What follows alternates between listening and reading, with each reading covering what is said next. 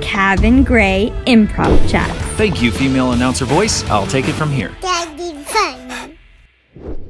Hey, what's up, everybody? This is Kevin. Hey, I have the privilege of talking to my one and only loving mother, but you're so much more than that. And I want to get into what your experience was from taking improv classes, how that's affected you in your career and in your life and just in general, and how you've had to be adaptable and change on the fly and pivot on the fly. One of the best things that I have learned from improv is, hey, you got to go with the flow, right?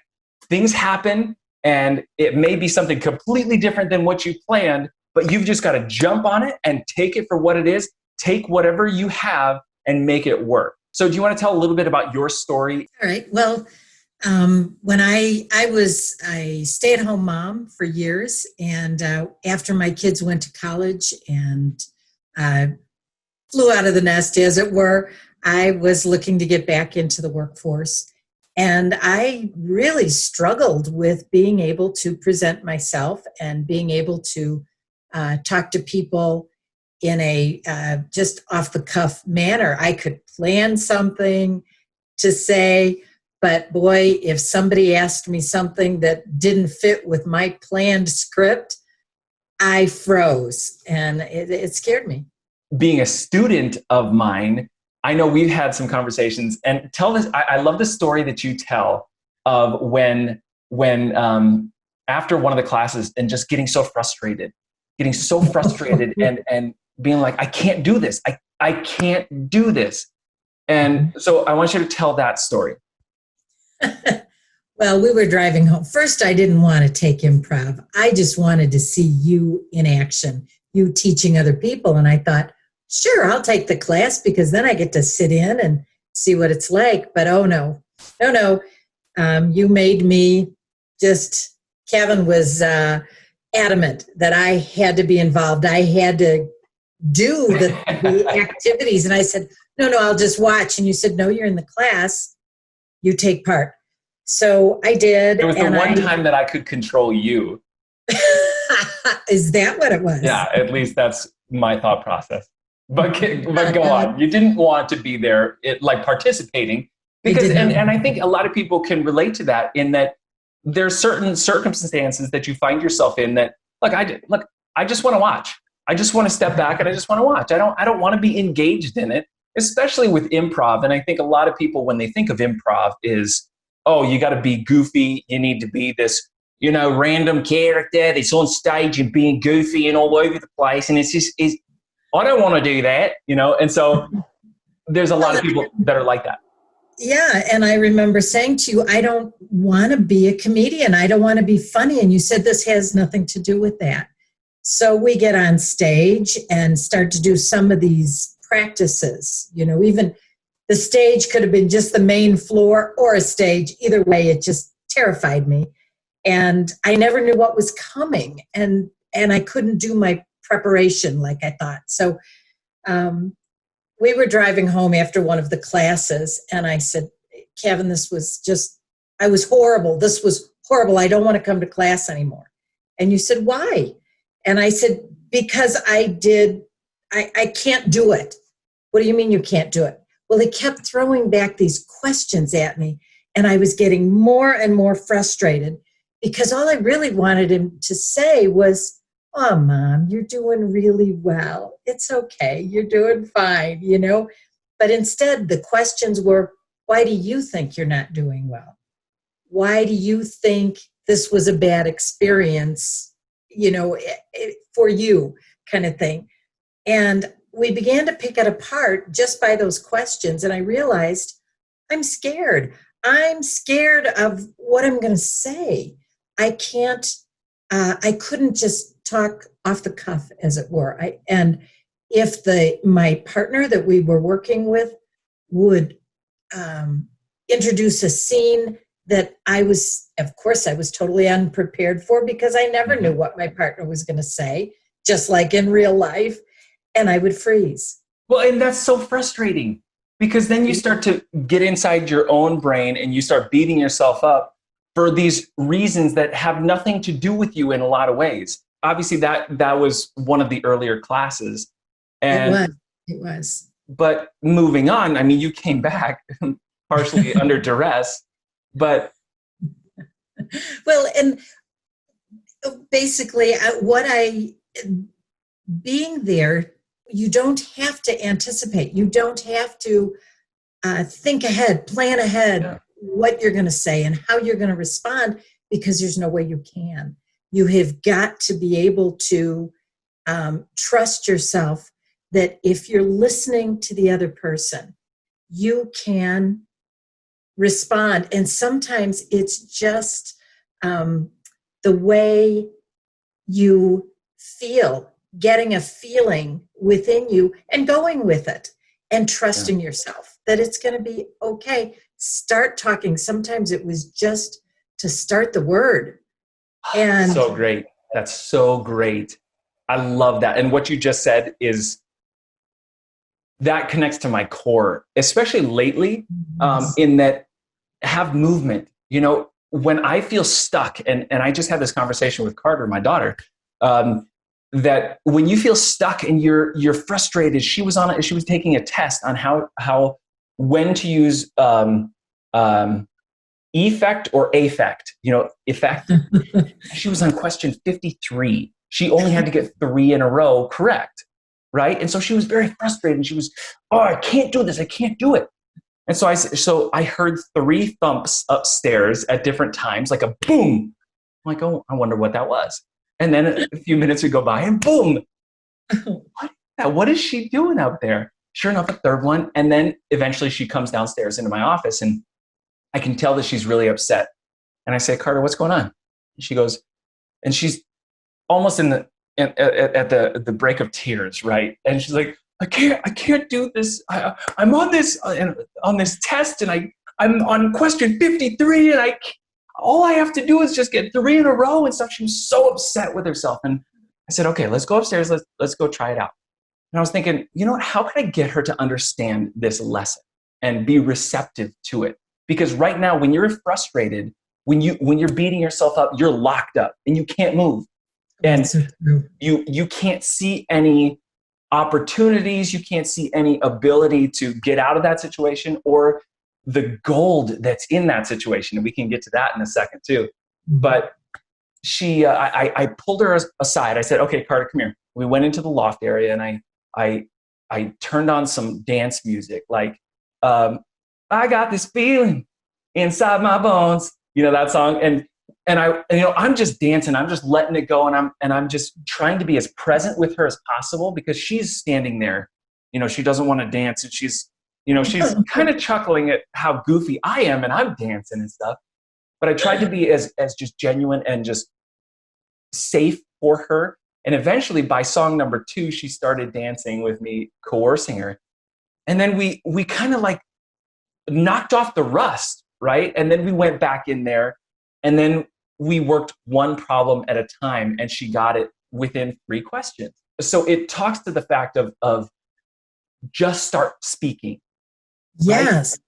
Just start speaking and trust yourself that you have the tools necessary to succeed in this area.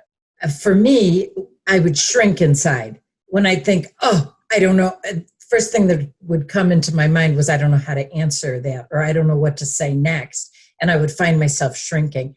And to be able to just start saying something, and it would flow.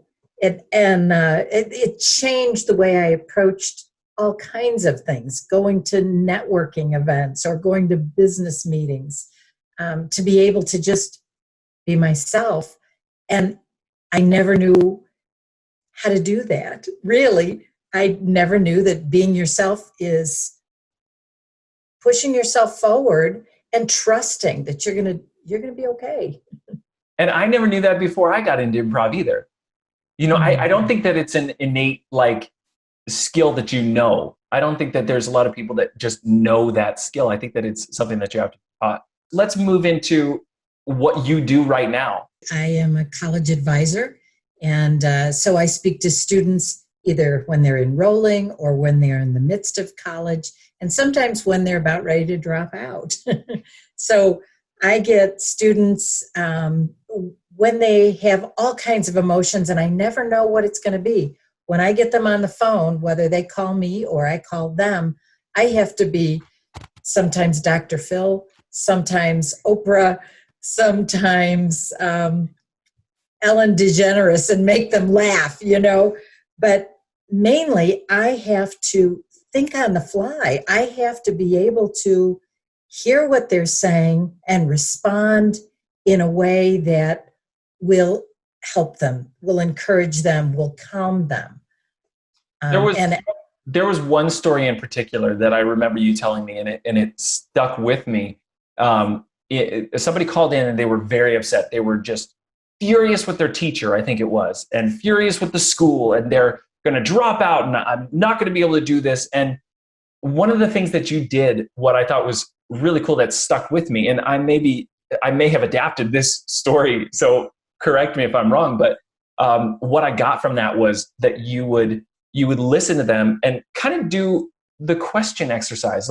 So why do you feel that you can't do this? Why do you feel like this is the end of school for you? Is that all you had? Is that everything that you wanted to complain about? Kind of thing? Letting them get it completely off their chest, so that then you could, in a way, it's kind of preparing on the fly, because you're getting all of this information from that student and then trying to, okay, I'm going to present this back to you. Now you give me the solution for yourself. In a way. True. That is so true. Yes, yes.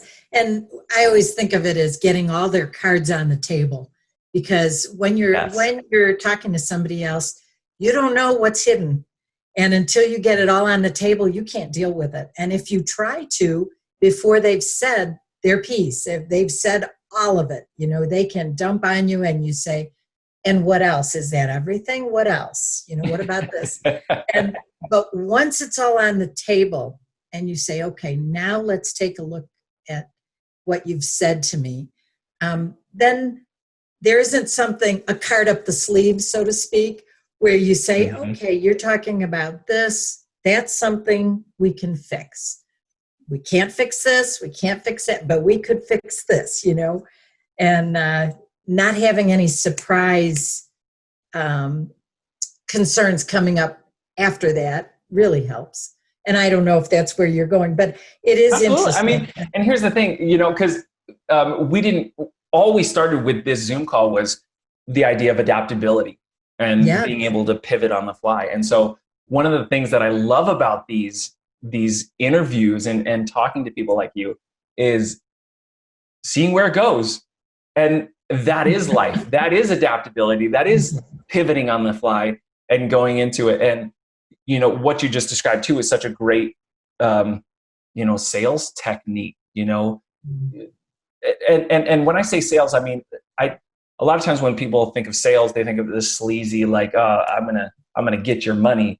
But if you have a gift that you're giving to someone, what you did on the phone is you gave them a gift. You put them in the right mindset where they weren't before. You gave them encouragement from where they were before, and you set them on a path that they were going to be successful.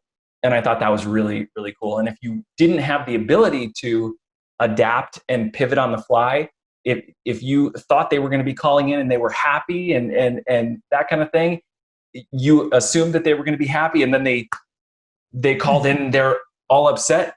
You're going to get frazzled. You're going to be thinking about yourself and how they're talking to you, and they shouldn't talk to me that way. And that is so key. You would have missed it. Yeah.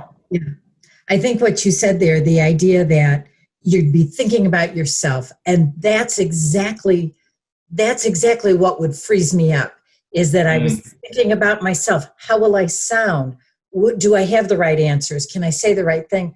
But in reality, what I needed to be doing, and what I learned through the improv class, was the other person was more important. What they were saying, what they were doing was more important. And my job was to respond, to that. And boy, that has served me so well. I mean, I became known as the student whisperer. You know, if there was any time there was a difficult student, they would send them to me, and I reveled in it because I could make them realize that they were important and that what they were feeling and what their angst was mattered. Mm-hmm. And then that was earning my right to be heard. Once they knew they were heard, then they were willing to listen to me and respond in a more, it is huge. That's huge. For all relationships, business, intimate relationships with your kids, when that person feels heard, you earn the right to be heard. Yes, absolutely. That's huge. That's absolutely. Awesome. Was there anything specific that you've done to kind of practice that? And let me set this up a little bit, because for me, I'm an actor, I'm an improviser. One of the best ways to be a good actor is to completely let go of thinking about yourself and just be present with that other person and just listen to them. And you know what's funny is that even during the Zoom call, I have these moments where I start to go in my head, okay, what's next? What should we talk about? That kind of thing. And I go, whoa, hold on. I caught myself and I said, I'm just going to let that go. I'm going to trust the process. I'm going to be here with you. I'm going to be present. And I'm going to trust myself that I'll be safe. You'll be safe wherever this conversation goes. Whenever I feel that moment of, I'm having a conversation with someone, and then I start just thinking, and then I get up here, then I consciously say, okay, I'm going to let that go, and I'm going to come back. And it's not an anger thing of like, okay, I have to force myself to get out of my own head. It's just get back to being present in a soft way. Do you have anything that you do that kind of gets you into that headspace of, hey, I'm gonna adapt to whatever circumstance, and I'm gonna pivot when I need to?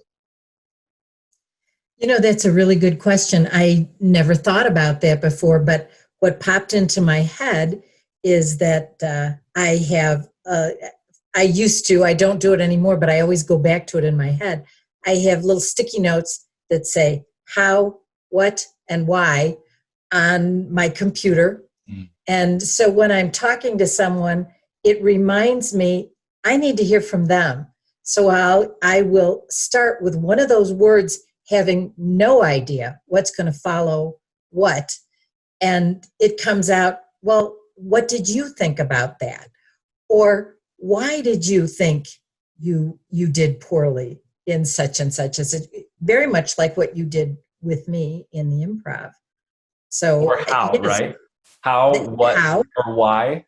Yes, how, what, and why, because they can't be answered with a yes or no answer. It forces the other person to talk to me, and that's been huge. That's been just huge. That's awesome.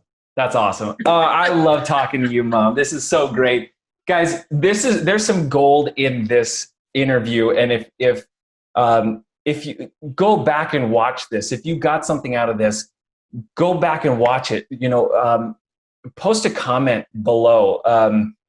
Let us know your thoughts on all this stuff, because there's so much in here that we could branch off and talk about other stuff. But just for the sake of your time, this has been amazing. So thank you so much for being on and talking about this stuff. I love it. Great work. This is wonderful. So guys, that's all I have to say. Just adapt and be flexible, pivot on the fly. Here's the thing. Life is a journey, and you know, I'm wearing my adventure shirt, everyday adventure, and that's what it is. And if you can kind of put yourself in that mindset that every day is an adventure, it's not a struggle, it's not a challenge to overcome, it's an adventure. Life doesn't happen to you, it happens for you. Can I add one thing? Yeah. And that is that when in doubt, just chuckle. Just give a little chuckle, not a deriding laughter, but just chuckle. And it quite often gets you to relax and gets the other person to relax as well. Awesome. I'm going to make a note of that because that just brought up another topic that I want to talk to you about too. So I'm going to get you back on one of these Zoom calls, and we're gonna do this. I love it. Mom, I love you. Thank you for joining me from Colorado. Thanks for joining us, you guys. I'll see you next time. Cav and Gray Improv Chat.